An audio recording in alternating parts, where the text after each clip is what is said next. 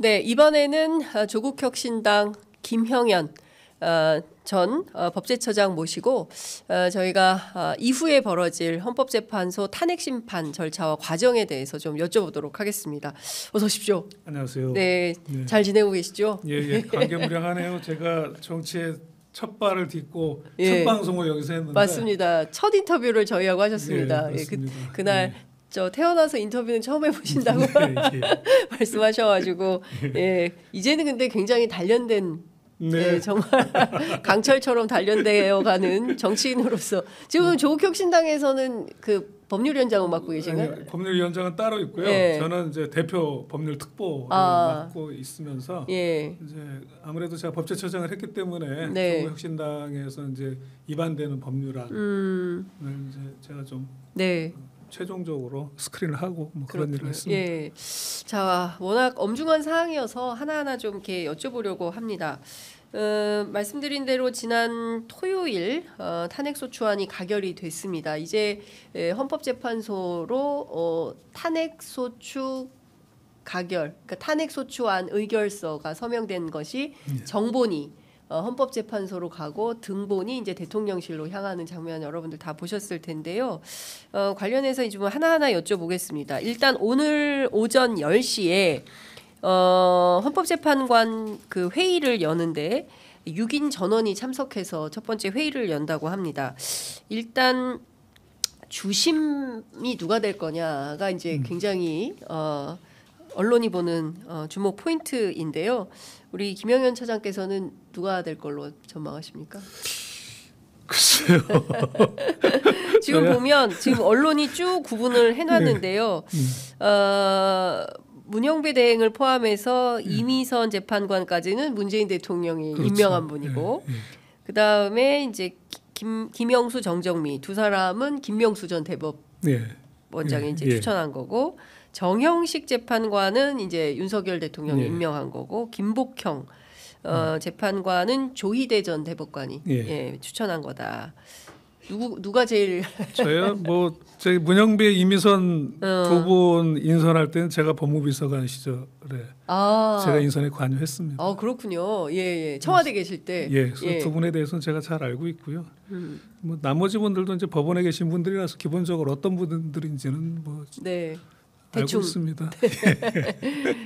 그래서 지금 워낙 상황이 엄중하고 그리고 이 내란 범죄에 대해서 헌법재판소에서 인용할 건지 기각할 건지 그게 굉장히 이제 절체절명한 상황 아니겠습니까? 그렇습니다. 만약에 인용이 되면은 괜찮겠지만 기각이 되면 개헌부터 시작할 거다 이런 걱정을 많은 국민들이 또 하고 있어서요.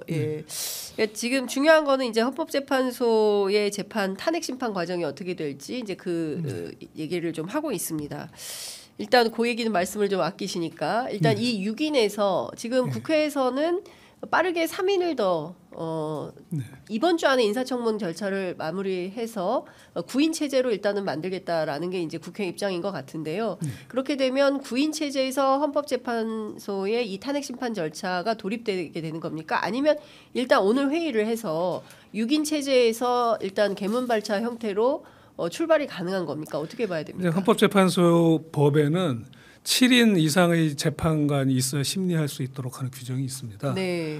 그런데 그 부분이 이제 이진숙 그 방통위원장 탄핵 심판에서 문제가 있어요. 그때 6인이 됐기 때문에 그렇습니다. 그 법에 의하면은 심리조차 개시할 수 없게 돼 있거든요. 그래서 그 부분에 대해서 이제 이진숙 방통위원장 측에서 그 조항에 대한 효력 정지 신청을 했습니다. 그래서 그것이 받아들여졌죠. 그래서 헌법재판소에서는 결정은 몰라도 심리까지 못하게 하는 건 위헌이다 라고 해서 임시로 효력을 정지해놨습니다. 그래서 헌법재판소 현재 입장은 6인으로 심리는 할 수 있지만 하는데 7인 이상이 되어야 결정을 하겠다라는 게 기본 입장입니다. 그러니까 지금 현재 상태에서는 이제 제가 볼 때는 심리는 바로 이제 들어갈 것 같습니다. 네. 이 탄핵 심판 심리는 들어가지만 네. 결정할 때는 이제 예. 7인 이상이 되어야지 결정이 가능할 것입니다. 아, 그렇군요. 그러니까 그래서 도대체 이게 얼마나 걸릴 거냐에 대한 그 궁금증과 관심도 커지는 것인데요. 일단 심리가 시작이 되면 재판 절차는 개시된다 이렇게 봐야 되는 거 아니겠습니까? 그렇습니다. 예. 그러면 지금 과정에서 쭉 좀 설명을 좀 해주시면, 왜냐하면 우리 박근혜 국정농단 사태 때도 헌재 절차에 대해서 많은 국민들이 학습했는데 이번에 또 한번 복습을 해야 되는 상황이 됐습니다. 8년 만에. 전반적으로 보면 어쨌든 국회에서 지난 토요일에 탄핵소추안이 가결이 됐고 그리고 바로 헌법재판소로 이 정본이 제출이 됐기 때문에 의결서가 그러면 절차가 시작이 되는 건데 오늘 주심 재판관을 결정을 하면 절차가 시작된다 이렇게 볼 수 있는 것이고. 그렇습니다. 네. 예. 그러면 이제 심리를 일주일에 한 번 할 거냐, 매일 할 거냐, 뭐 3번 할 거냐, 이것도 굉장히 중요한 거 아니겠습니까? 그래서 총 기간을, 재판 과정을 어느 정도 가져갈 거냐. 노무현 대통령 때는 2달, 그리고 박근혜 전 대통령 때는 3달. 이번에는 어떻게 될 거냐, 어떻게 전망하십니까? 저는 그 노무현 대통령 때 2달이 걸렸는데 네. 그것보다 훨씬 더 짧을 것으로 예상을 합니다. 2달보다 더 짧을 수 있다.